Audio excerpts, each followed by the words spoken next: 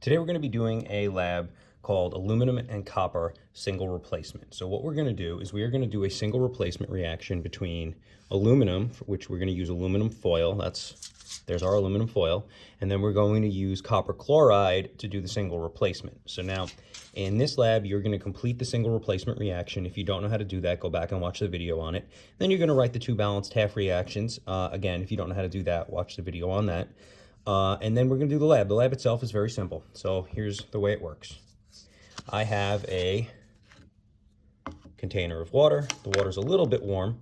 I'm going to add a scoop of copper 2 chloride. So copper 2 chloride is actually a hydrate. If you look at the bottle, it's called copper 2 chloride dihydrate. And what that means is that there are two H2Os. So that is actually why we have such a nice color for this stuff. It has a transition metal compound, and it has water present because it's a hydrate, and it looks like that. Now, when I put it in the water, it starts out with like a green, and then once it dissolves, it turns into a blue. Why it does that, I'm not 100% sure,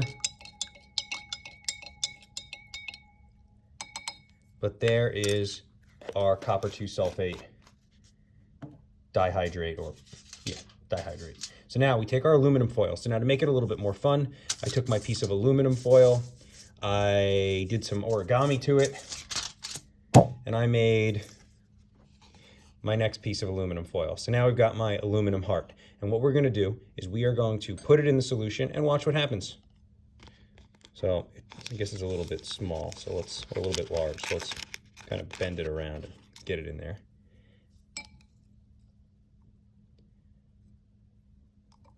And now, watch what's starting to happen. If you notice right over here, I'm already starting to see some brown show up. If you look, the aluminum doesn't look as, I'll try to lift it out. You can see it's not as pretty as it once was. This was nice shiny aluminum foil, and there's all this brown stuff starting to show up. You can see it fizzing.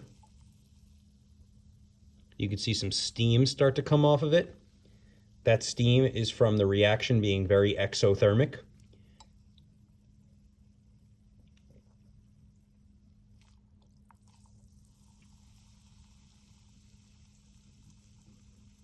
And as you can see, it's starting to turn brown.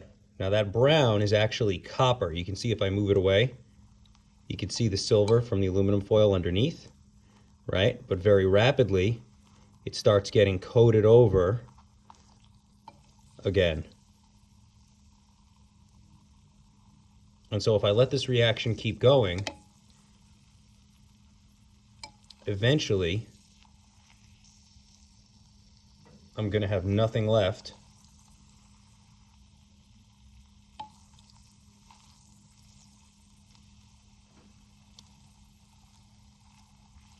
but pure copper, which is why it's brown. It's copper colored.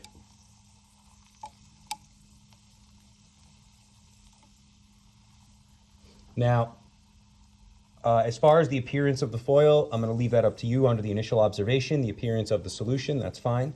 For the final observation, I'm going to take a picture and show you what this looks like, because if we add the right amount of aluminum foil, we'll use up all the copper chloride, and then we'll be left with aluminum chloride, which is not colored because it doesn't have a transition metal. So eventually, this reaction, the blue solution, is going to turn clear because we're going to lose all the copper from the water, and we're going to gain it as solid copper, which is what you're seeing here. And then we're going to get aluminum chloride, which is a clear liquid and that does not have color. So I'm going to cut the video here, and then I will show you a picture of the aftermath once this reaction has gone to completion, but it will take a little while, so I don't want to have you sit here and continue to watch.